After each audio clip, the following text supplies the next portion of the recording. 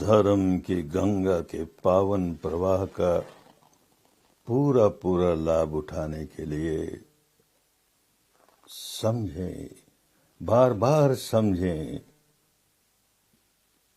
कि धर्म क्या होता है, सही धर्म क्या होता है, शुद्ध धर्म क्या होता है। धर्म की शुद्धता को समझते रहेंगे तो धर्म धारण करेंगे, और धर्म धारण करेंगे, धार्मिक बनेंगे तो धर्म हमारी रक्षा करने लगेगा। ठीक ही कहा, धम्मो हवे रक्षति धम्मचारी। जो धर्मचारी है, धर्म उसकी रक्षा करता ही है। ये नियम है, निसर्ग का नियम है। तभी कहा गया, धर्म एव हतो हन्ति, धर्मो रक्षति रक्षितः। हम धर्म की हत्या करेंगे तो धर्म हमारी हत्या कर देगा। हम धर्म की रक्षा करेंगे तो धर्म हमारी रक्षा करेगा। ये निसर्ग का बना बनाया नियम है, सनातन नियम है। धर्म सदृश रक्षक नहीं और धर्म सदृश नहीं ढाल। धर्म पालकों का सदा धर्म रहे रखवाल। धर्म पालक बने, धर्मचारी बने तो धर्म हमारी रक्षा करनी शुरू करता है, और करता ही है। हम धर्म की रक्षा नहीं करेंगे तो धर्म कैसे हमारी रक्षा करेगा। धर्म के सही स्वरूप को, धर्म के सही अर्थ को समझते रहेंगे तो ये भी समझेंगे कि हम धर्म की रक्षा कैसे करें। धर्म की रक्षा अपने भीतर, अपने चित्त में धर्म धारण करके धर्म की रक्षा की जाती है। अपने चित्त को निर्मल बनाते रहें, संयत करते रहें, और उस निर्मल और संयत चित्त से सदाचार का जीवन जीते रहें। धर्म बलवान रहेगा क्योंकि हमने धर्म की रक्षा की। धर्म हमारी रक्षा करता रहेगा। हमने धर्म की रक्षा नहीं की। कैसे नहीं की? अपने चित्त को मैला किया, चित्त का कोई संयम नहीं, आचरण हमारा बहुत बुरा, दुराचार ही दुराचार। तो प्रकृति के नियम है, निसर्ग के नियम है, कुदरत का कानून है। जैसे ही मन को मैला किया, दंड मिलने लगा। हम व्याकुल होने लगे, हम व्याकुल होने लगे। तो धर्म ने हमें दंड दिया क्योंकि हमने धर्म की रक्षा नहीं की। तो धर्म हमारी कैसे रक्षा करेगा? हमने धर्म की हत्या की। जो शुद्धता है चित्त की, उसकी हत्या कर दी, हत्या कर दी। तो धर्म कैसे हमारी मदद करेगा? धर्म को शुद्ध रखना है, धर्म को बलवान रखना है। धर्म जैसा शक्तिशाली और कोई नहीं विश्व में। उसकी शक्ति को क्षीण न होने दें। धर्म के साथ ये बैसाखियां लगा दी, ये क्रचर लगा दिए, ये विशेषण लगा दिए। हिंदू धर्म, बौद्ध धर्म, जैन धर्म, ईसाई धर्म, सिख धर्म, मुस्लिम धर्म इत्यादि इत्यादि। तो मानो इन बैसाखियों के बिना धर्म का अपना कोई अस्तित्व ही नहीं। तो धर्म के अपने स्वतंत्र अस्तित्व को ही भुला दिया। ऐसे सबल धर्म को निर्बल बना दिया, पंगु बना दिया, लंगड़ा बना दिया, बैसाखियां लगा दी उसके साथ। अरे क्या किया हमने? अपनी हानि की। जरा इतिहास का अनुसंधान करके देखें। 2000 वर्ष पूर्व के भारत में ऐसे शब्दों का कहीं प्रयोग नहीं होता था। भगवान बुद्ध के 500-600 बरस बाद तक कहीं बौद्ध धर्म इस शब्द का प्रयोग नहीं है। भगवान महावीर के 500-600 वर्ष के बाद तक जैन धर्म ऐसा कोई शब्द नहीं है। अन्य परंपराओं का भी ऐसा कोई बैसाखी वाला शब्द नहीं है। धर्म धर्म धर्म। प्राचीन भारत में धर्म को महत्व दिया जाता था, न कि इन बैसाखी वाले धर्मों को। तो होश संभालें, इन्हें धर्म न करके हम समाज कहें, समूह कहें। मनुष्यों का एक ऐसा समाज है जो अपने आप को बौद्ध कहता है, जो अपने आप को हिंदू कहता है, जैन कहता है, सिख कहता है, ईसाई कहता है। कहे, धर्म नहीं। धर्म तो सबका होता है। हिंदू धर्म कहते ही केवल हिंदुओं का होकर रह गया, बौद्ध धर्म कहते ही बौद्धों का होकर रह गया, जैन धर्म कहते ही जैनियों का होकर रह गया, मुस्लिम धर्म कहते ही मुसलमानों का होकर रह गया, ईसाई धर्म कहते ही ईसाइयों का होकर रह गया। धर्म तो सबका है। धर्म महान है, उसे छोटा न बनने दें। बलवान है, उसे बलहीन न बनने दें। जब जब इसके साथ कुछ भी जुड़ेगा, ये कमजोर हो जाएगा, इसकी शुद्धता नष्ट हो जाएगी। धर्म को धर्म के रूप में ही समझें।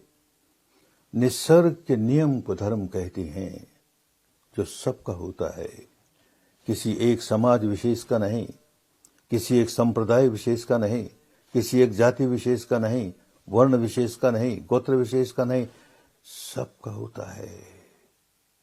जो सबका होता है अपरिमित है, उसे परिमित करें। जो असीम है उसे ससीम करें। तो हमने धर्म की हानि की, हानि ही नहीं की, धर्म की हत्या की। क्योंकि उसके साथ जो इस तरह के शब्द जुड़े वो प्रमुख हो गए। हिंदू धर्म कहते ही हिंदू धर्म का अर्थ ही ये होने लगा कि हिंदू समाज में जो कर्म कांड प्रचलित हैं, हिंदू समाज में जो पर्व उत्सव प्रचलित हैं, जो तीज त्योहार प्रचलित हैं, जो दार्शनिक मान्यताएं प्रचलित हैं, वो धर्म है। अरे कैसे धर्म हुआ? तो बौद्ध समाज का अपना, मुस्लिम समाज का अपना, क्रिश्चियन समाज का अपना, सार्वजनीन कहा हुआ। हम इस सार्वजनीन धर्म को छोटा नहीं बनाए, इसके विशाल रूप को संकीर्ण न करें, छोटा न करें। फिर देखें कितनी मदद मिलती है।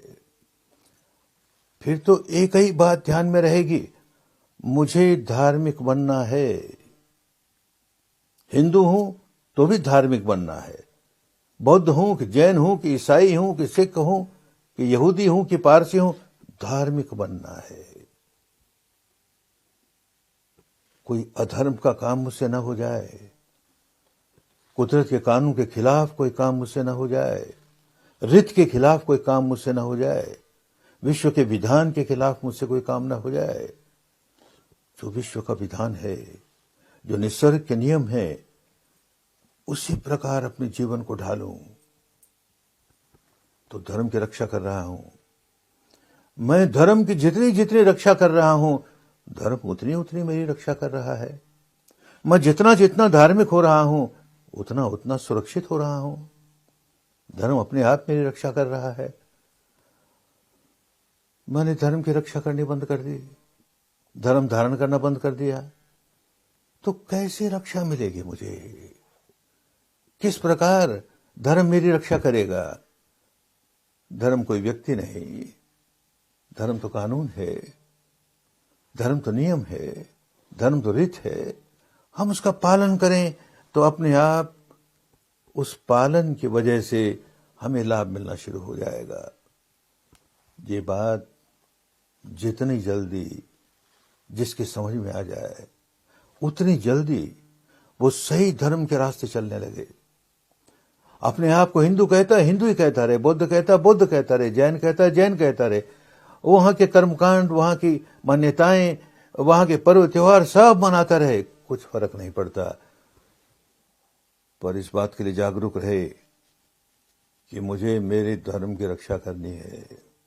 धर्म की रक्षा करनी है माने मेरे चित्त की रक्षा करनी है, मेरे चित्त की निर्मलता की रक्षा करनी है। ये निर्मलता कहीं नष्ट न हो जाए। चित्त की निर्मलता नष्ट हुई कि सारा आचरण बिगड़ जाएगा। दुराचार ही दुराचार जीवन में रहेगा, सदाचार छूट जाएगा, और सदाचार छूट जाएगा तो न मेरा भला होगा न किसी अन्य का भला होगा। सदाचार कायम रहेगा तो मेरा भला ही भला है, और मेरे संपर्क में जो आए उनका भी भला ही भला है। और जहां दुराचार का जीवन अपनाया, माने जहां चित्त को मैला किया तो दुराचार का ही जीवन होगा। दुराचार का जीवन अपनाया, मैं भी दुखी हो गया, औरों को भी दुखी बनाने लगा, मुझे दंड मिलने लगा। धर्म ने मुझे दंड दिया, निसर्ग ने मुझे दंड दिया, ऋतु ने मुझे दंड दिया, और मैं पालन करता हूं तो मुझे वरदान मिला। सुखी बन गया, शांत बन गया। ये नियम है प्रकृति का। केवल हिंदुओं पर लागू नहीं होता, केवल बौद्धों पर लागू नहीं होता, केवल जैनियों पर लागू नहीं होता, केवल भारतीयों पर लागू नहीं होता, पाकिस्तानियों पर लागू नहीं होता, अंग्रेजों पर कि अमेरिकनों पर कि जापानियों पर लागू नहीं होता, सब पर लागू होता है। सार्वजनीन है, सब जगह लागू होता है, सार्वदेशिक है, सब समय लागू होता है, सनातन है, सार्वकालिक है। इसे धर्म समझें और इसे जीवन में उतारें, कल्याण ही कल्याण होगा।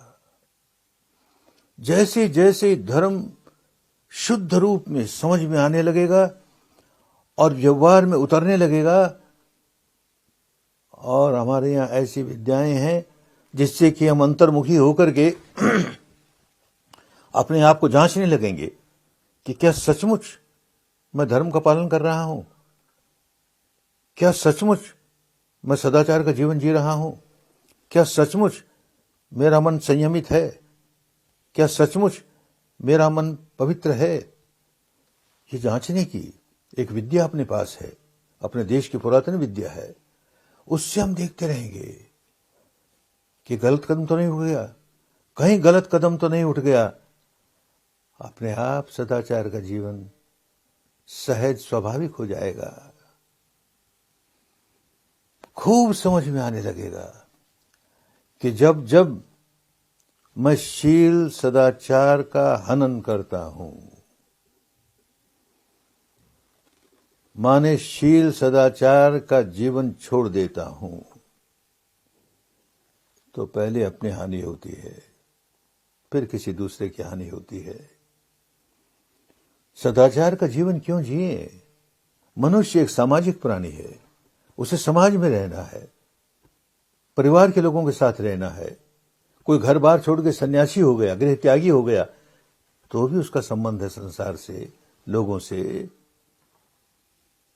हम कोई ऐसा काम नहीं करें, शरीर से या वाणी से कोई ऐसा काम नहीं करें जिससे अन्य प्राणियों की सुख शांति भंग होती हो, अन्य प्राणियों का अमंगल होता हो, अहित होता हो।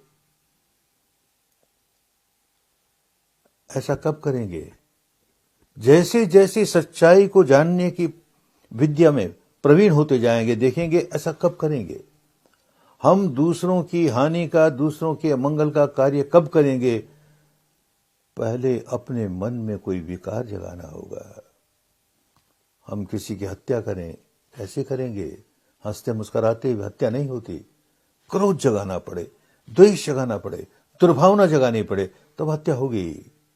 चोरी करें तो लोभ जगाना होगा, लालच जगाना होगा, तब चोरी करेंगे। व्यभिचार करें, वासना जगानी होगी, तब व्यभिचार करें।